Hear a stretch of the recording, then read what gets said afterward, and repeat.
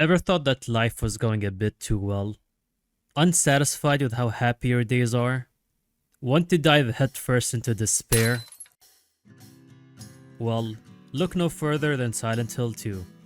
A game that was created after Konami, back when they made games with no levers attached, decided that traumatizing players and creating lifelong phobias with the first Silent Hill wasn't enough.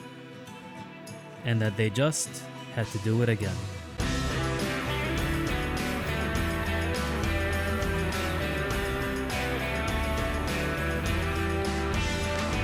Silent Hill 2 is a survival horror game released for the PlayStation 2 in the year 2001, with emphasis on the survival and horror. And I'm not talking about the kind of horror that has a bear suit flying at your screen at Mach 2. Whoa, he almost got you. Are you okay there?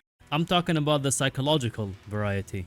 Unlike the first game that focused on the lore and the occult happenings of the town of Silent Hill, the sequel focuses on the characters and how their psyches influenced their lives before and after they were called to Silent Hill.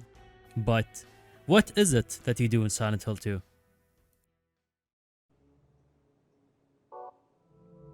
You play as James Sunderland, a quirked up white boy with a modicum amount of swag. James starts the game in a bathroom, as all great adventures do. It's revealed after he leaves the bathroom that he was summoned to Silent Hill by a letter sent to him by his dead wife. My wife! But, as James would let us know, A dead person can't write a letter.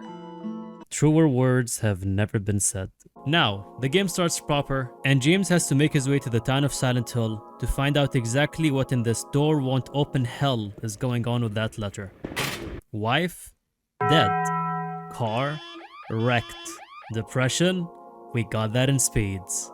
My dick takes me places that I wouldn't go without a gun. Speaking of gun, shotgun, and metal pipes, it isn't long before James is forced to introduce a denizen of the town to the subtle art of blunt trauma. Dead?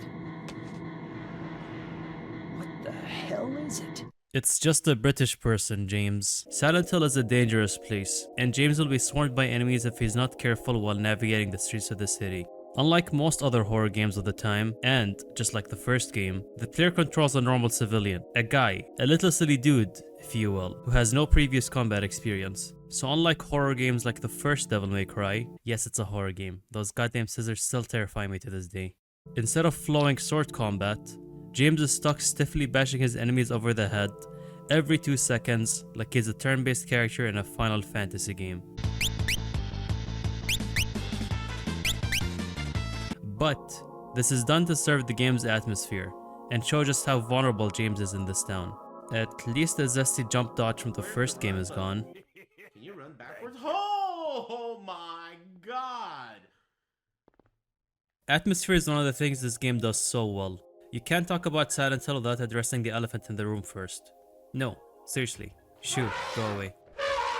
You can't talk about Silent Hill without talking about the fog that blankets the town, giving this iconic, eerie vibe to the game's outdoor environment that's been replicated in God knows how many games now. What lurks in the fog is probably even more disturbing, with this game having really twisted monster designs. Wouldn't want to bring this one back to meet the family, eh? What hides outside the fog in interiors is even worse, like, actually way worse. I'm serious, you have like 3 seconds to click away before I play the most disturbing scene known to man.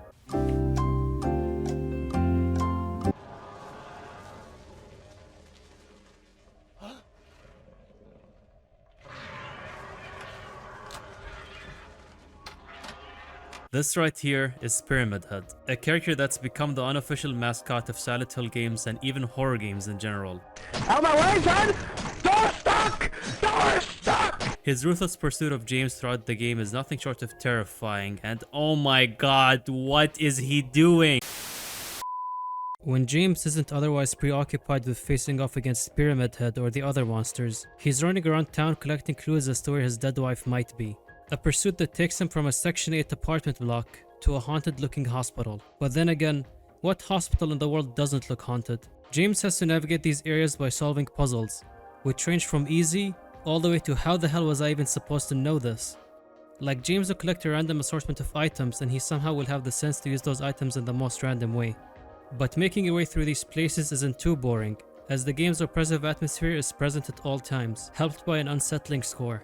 The soundtrack for this game sounds like the result of sticking a cat in a laundry machine and then throwing that laundry machine off a cliff while recording the entire process. But it doesn't all sound like industrial grinding and Transformers engaging in sexual activity. The game also has a couple of songs that remind me of driving back home from the supermarket with my parents back in 2007, with the arrangements bringing about a weird mix of melancholy and nostalgia.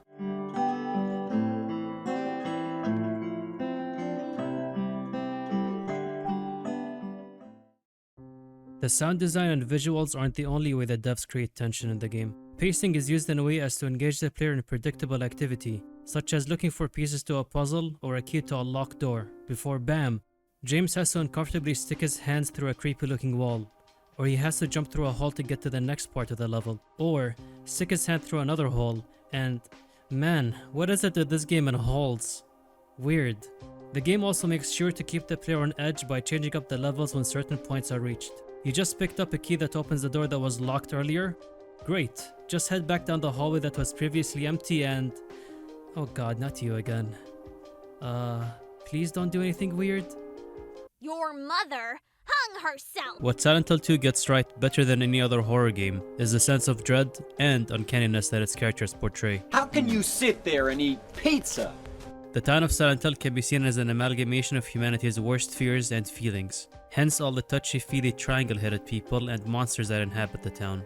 James will meet characters along his journey that exhibit erratic behavior given the setting, and, without getting to spoiler territory, it's obvious that James and these characters came into Silent Hill with a heavy baggage that they wish not to discuss with others. And the way the town manifests these people's nightmares is haunting and elicits discomfort from the player, who's watching these characters' secrets, including James's, being brought to the surface in the worst way imaginable.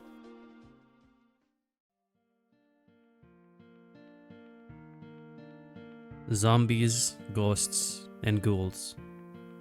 Now don't get me wrong, these types of monsters are scary and can get a kick out of most people, including me, but there is something that elevates psychological horror media like Silent Hill to a whole new level of horror. Much like the country of France, Silent Hill is a place that serves as a mirror to humanity's worst possible scenarios. Just as the characters in the game go through their own living hell of this town, the game puts the player in the uncomfortable place of thinking about their own life. I could personally relate to the struggles Eddie went through in his life, because, just like him, I also don't know when it's appropriate to eat pizza. The idea of facing one's inner demons is probably one of life's hardest battles, and most terrifying prospects. But in that terror, Silent Hill 2 offers a ray of hope. Maybe we can cast our fears and let go of the past.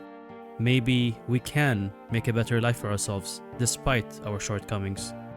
It may be a losing battle, but at the least we can damn well try. It could be impossible to change the world, but I know that it's possible to change ourselves.